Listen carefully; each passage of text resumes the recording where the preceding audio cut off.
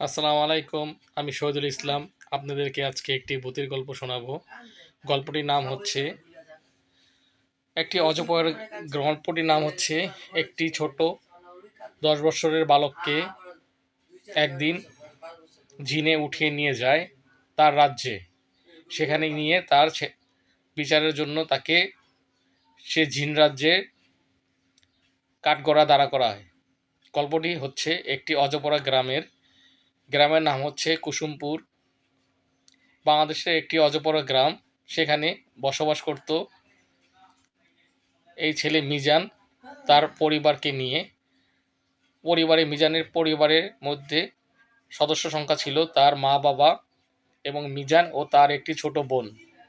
মিজান প্রতিনিয়ত তার বাড়ির আশেপাশে অনেক দুষ্টমি করত এবং সে প্রচুর মানুষের গাছে উঠে গাছের বিভিন্ন ফল সে খেয়ে ফেলত।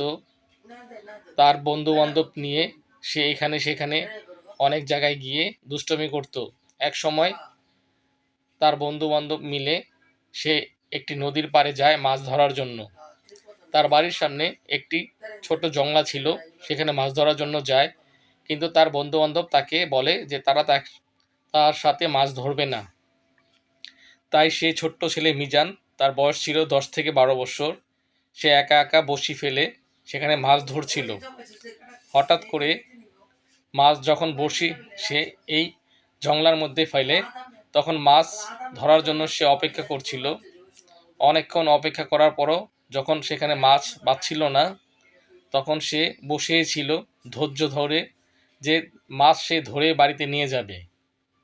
এমন সময় এমন সময় সে দেখতে পেল প্রচণ্ড বাতাস বইছে চারদিকে। সে দেখতে পেল প্রচুর বাতাস, ধুলো উড়ে যাচ্ছে। তখন সে ভয় না পেয়ে সেখানে বসে ছিল মাছ ধরার জন্য। এক পর্যায়ে সে মাছ ধরছে, তার হাতে একটি কাঁচি ছিল। সে ছেলেটি কাঁচি নিয়ে গিয়েছিল তার বাসা থেকে, বলছিল তুমি কিছু ঘাস কেটে নিয়ে আসো গরুকে দেওয়ার জন্য। কিন্তু সে ঘাস না কেটে হাতে কাঁচি নিয়ে এবং বড়শি নিয়ে সে বেরিয়ে যায় তার বাড়ির সামনে জংলার সামনে। সে বসে মাছ ধরার জন্য এক পর্যায়ে সে দেখতে পায় তার সামনে একটি সাপ এসে পানি খাচ্ছে। এই মিজান ছেলেটি কিছুই না ভেবে সে তার কাঁচিটি দিয়ে সাপটির মাথায় আঘাত করে এবং তাকে যখন মিজান সাপটিকে 2 থেকে 3-4 টুকরো করে ফেলে, তখন সে কিছুই ভয় পায় না। সে মনে করে যে সে একটি সাপকে মেরেছে। তাই সে কিছু না মনে করে আবার মাছ ধরার জন্য উদ্যত হয়। কিছুক্ষণ পরে সে দেখতে পারে তার পাশে ছিল একটি বড় তাল গাছ। সেখানে একটি ভয়ঙ্কর আকারের একটি মানুষ আকৃতির কিন্তু অনেক বিশাল লম্বা, তার মাথার ভিতর শিং ছিল। সে ছিল একটি জিন। সে জিনটি তাকে গাছের উপর থেকে তাকে ভয় দেখাচ্ছে এবং গর্জন করে বলছে, আমি তোকে শেষ করে দেব, আমি তোকে মেরে ফেলবো, তুই কেন এরকম করলি? তখন মিজান ছেলেটি কিছুই বুঝতে পারে না। সে ভয় পেয়ে তার বড়শি এবং হাতে কাঁচি ছিল সেটা সেখানে ফেলে রেখে সে চলে যায়। পরবর্তী সে দৌড়ে বাড়িতে চলে যায়।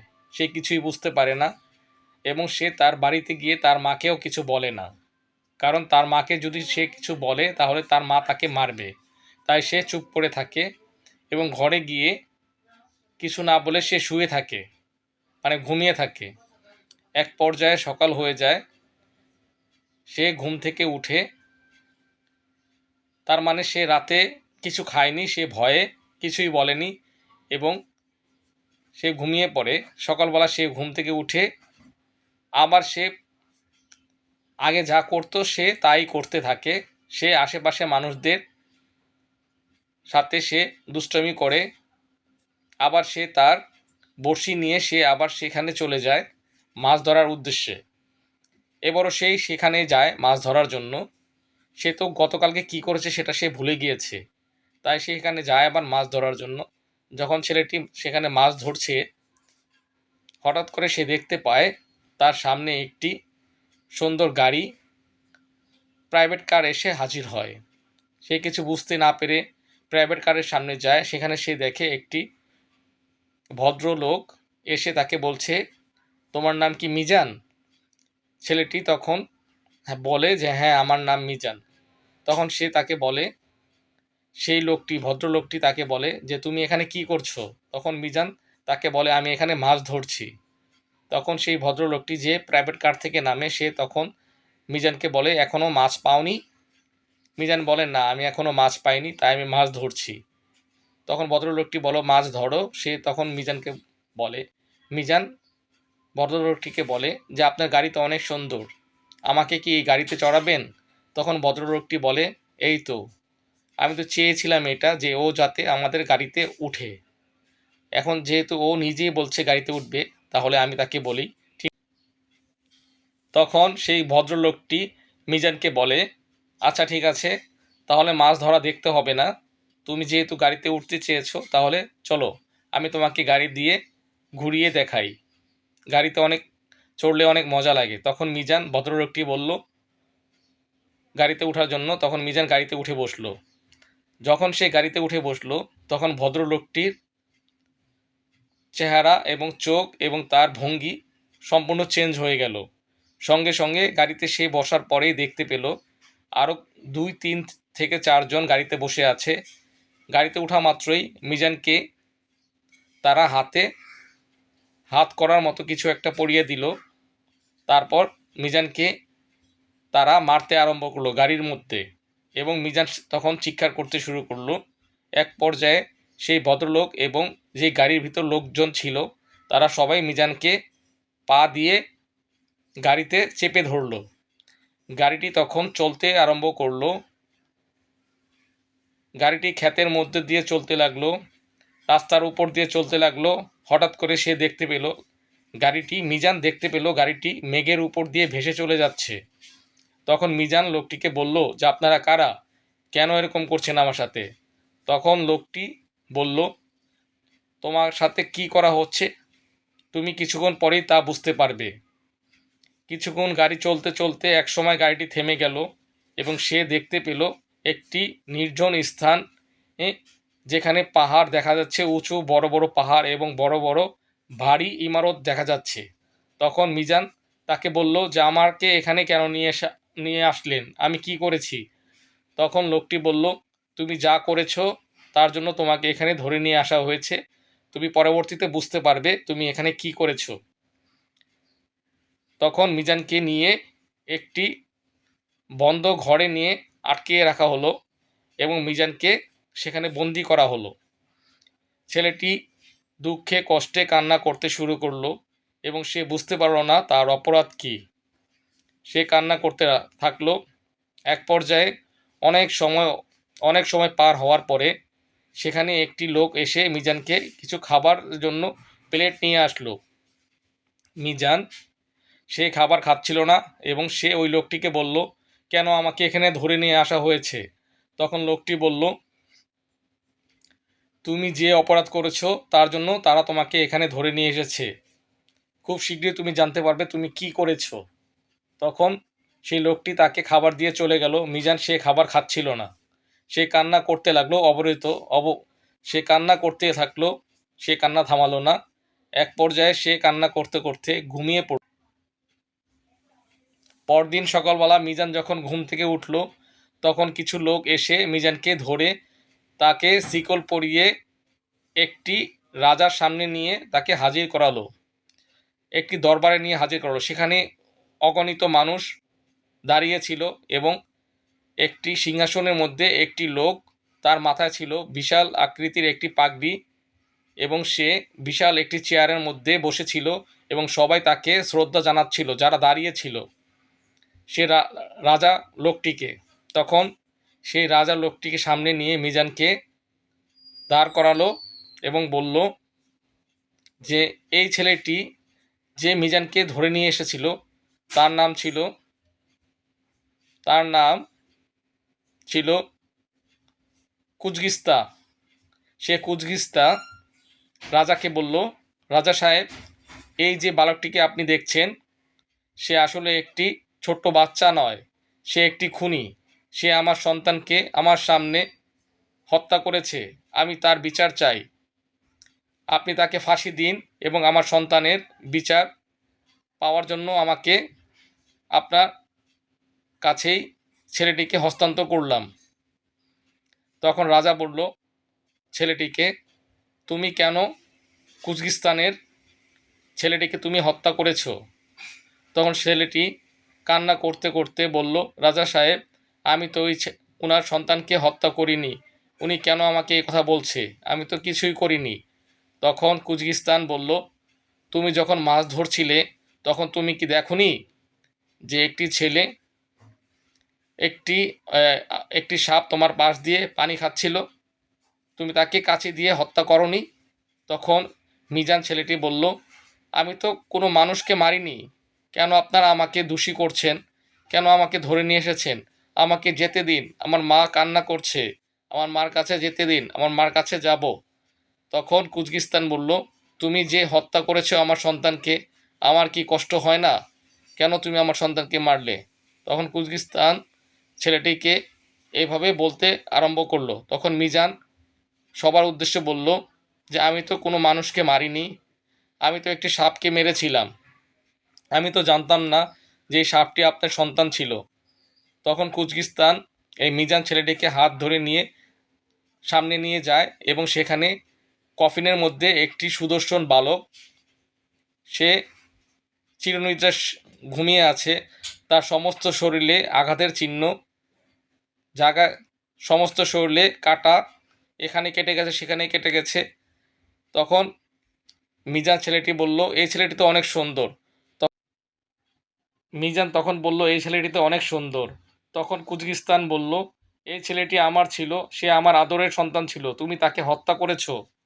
আমি এই জন্য তোমাকে এখানে ধরে নিয়ে এসেছি তোমার বিচার করার জন্য। আমিও তোমাকে আমিও তোমাকে জীবিত দেখতে চাই না, কারণ তুমি আমার সন্তানকে হত্যা করেছো। তখন মিজান বলল কান্না করে যে আমি তো জানতাম না যে সে একটি জিন ছিল। আমি তো দেখেছি সে একটি সাপ, তাই আমি সাপ মনে করিয়ে মেরে ফেলেছি। আমি তো জানতাম না সে একটি জিন বা একটি মানুষের মতো আকৃতি। তখন সবাই রাজা সাহেব এর কাছে ছেলেটির ব্যাপারে বলল যে এই ছেলেকে মৃত্যুদণ্ড দেওয়া হোক। তখন রাজা সাহেব বলল, এখানে কিছু ভুল হয়েছে, যা আমি তোমাদেরকে পরিষ্কার করে দিচ্ছি। ছেলেটি তো জানতোই না যে কুজকিস্তানের ছেলেটি একটি জিন সাপ। সে জানতো এটা একটি সাপ, তাই সে তাকে মেরেছে। তো এটা তো এইভাবে বিচার করা যাবে না।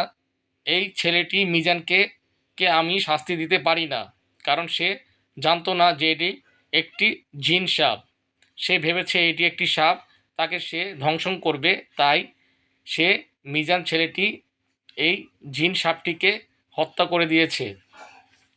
তো এইভাবে সে রাজা যখন সবার উদ্দেশ্যে বলল, তখন সবাই তখন বলল যে হ্যাঁ ঠিক আছে রাজা সাহেব, আপনি যা বলেছেন তা ঠিক আছে, কিন্তু এই ছেলেটিকে এখন আমরা কি করব?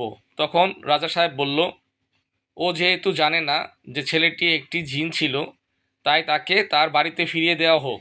কারণ সে বুঝতে পারেনি যে এটি একটি জিন ছিল। তাকে বাড়িতে ফিরিয়ে দেওয়া হোক, তার শাস্তি মকুব করা দেওয়া হোক, কারণ তাকে শাস্তি দেওয়া যাবে না। সে যদি জানতো যে এটি একটি জিনের সন্তান বা একটি জিন, তাহলে সে হয়তোবা তাকে মারতো না। তাই যখন তোমার ছেলে, কুজিস্তানকে রাজা বলল, যখন তোমার ছেলে পানি খেতে যাচ্ছিল তখন সে মানুষের রূপ ধরে সেখানে যেত পানি খাওয়ার জন্য, তাহলে তো এই ছেলে মিজান তাকে হত্যা করতো না। তখন তারা সবাই বলল, হ্যাঁ কথাটা ঠিক আছে, রাজা সাহেব যা বলেছে তাই সঠিক। তাই সে রাজা সাহেবের কথা কুজকিস্তান মেনে নিয়ে ছেলেটিকে মিজানকে তার বাড়িতে দিয়ে যাওয়ার জন্য বলল।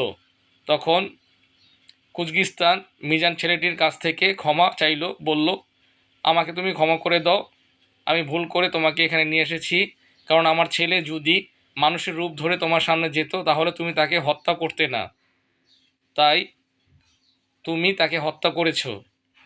কিন্তু একটি কথা মনে রাখবে, তোমাদের নবী করিম সাল্লাল্লাহু আলাইহি সাল্লাম বলেছেন, যদি কোনো সাপ তোমার সামনে আসে তোমাদের নবী করিম হজরত মোহাম্মদ সাল্লাহ সাল্লাম বলেছে, যদি কোনো সাপ তোমাদের সামনে আসে তাহলে তোমরা তাকে মারবে না, 2-3 বার তাকে হুশ হুশ করে চলে যাওয়ার জন্য বলবে। যদি সে না যায় তাহলে বুঝতে হবে এটা একটি সাপ, এটি জিন না।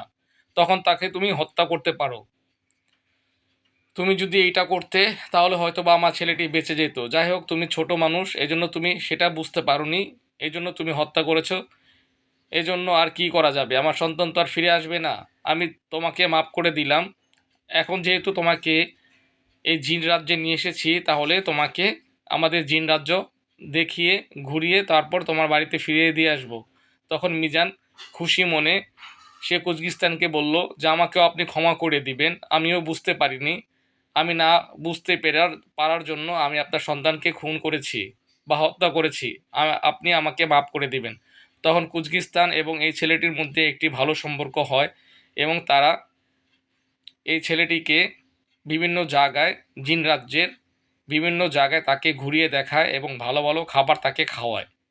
এবং এই মিজান ছেলেটিও অনেক খুশি হয় সে খাবার খেয়ে এবং জিন রাজ্যে বিভিন্ন ঐতিহাসিক নিদর্শন দেখতে পেয়ে সে অনেক খুশি হয়। সে জিন রাজ্যের বাগান, ফুলের বাগান, মধুর বাগান, বিভিন্ন ধরনের ইমারত সেখানে দেখতে পায় এবং বিভিন্ন ধরনের খাবার সে উপভোগ করে এবং অন্য অন্য জিনদের সাথে সে কথা বলে। সবাই তাকে আপ্যায়ন করে এবং ভালোবাসে। এক পর্যায়ে মিজান ছেলেটি 7-8 দিন সেখানে তাদের সাথে থাকে এবং ঘোরাফেরা করে। অবশেষে সে মিজান ছেলেটি সেই কুজগিস্তান জিনটিকে বলে, আমাকে এখন আমার বাড়িতে দিয়ে আসেন, আমার মা বাবা হয়তো বা আমার জন্য চিন্তা করছে। তখন কুজগিস্তান সেই মিজান ছেলেটিকে বলে, তুমি এখানে এখানে ঘুমিয়ে পড়ো, তারপর আমি তোমাকে তোমার বাড়িতে নিয়ে যাব। তখন মিজান ছেলেটি সেখানেই খেয়ে দেয়ে সবার সাথে বিদায় নিয়ে ঘুমিয়ে থাকে। সে ঘুমিয়ে থাকে এবং অনেকক্ষণ সে ঘুমিয়ে থাকার পরে হঠাৎ করে সে তার ঘুম ভাঙে। সে দেখে সে যেখানে মাছ ধরছিল সেখানে সে শুয়ে আছে। তখন সে ঘুম থেকে উঠে তার বাড়ির উদ্দেশ্যে রওনা করে। যখন সে তার বাড়িতে যায়, তখন তার মা বলে, তুই বাবা এতদিন কোথায় ছিলি? তখন তার মা তাকে মিজানকে অনেক বকাবকি করে। তখন মিজান বলে, মা আমি কোথাও যাইনি, আমি মাছ ধরার জন্য গিয়েছিলাম। এটাই ছিল আমার গল্প। যদি আপনাদের ভালো লাগে, এটাই ছিল আমার একটি গল্প বা সত্যি কাহিনী। এটা গল্প বললে ভুল হবে, এটা ছিল একটি সত্যি কাহিনী। কারণ এই কাহিনীটা আমাকে আমার এক বন্ধু আমার ফেসবুকে শেয়ার করেছে, তাই আমি আপনাদেরকে ইউটিউবে শেয়ার করলাম। যদি এই ধরনের গল্প আপনাদের ভালো লাগে বা আপনাদের মন ছুঁয়ে যায়, তাহলে অবশ্যই এই ভিডিওটি লাইক, কমেন্ট, শেয়ার এবং সাবস্ক্রাইব করতে ভুলবেন না। এবং পরবর্তীতে ভিডিও পাওয়ার জন্য আপনারা কমেন্ট বক্সে কমেন্ট করতে পারেন যে আপনারা জিন ভিডিও বা পরি কোন ধরনের রিলেটেড ভিডিও চান, সেটা আমি আপনাদেরকে পরবর্তীতে আপনাদের জন্য আমি ইউটিউবে সেটা পোস্ট করব। যদি আমার এই ভিডিওটা ভালো লাগে তাহলে অবশ্যই লাইক, কমেন্ট, শেয়ার এবং পাশে থাকবেন। ইনশাআল্লাহ পরবর্তীতে আপনাদের জন্য ভালো ভালো ভিডিও দেওয়ার চেষ্টা করব। ধন্যবাদ, সবাই ভালো থাকবেন। খোদা হাফেজ।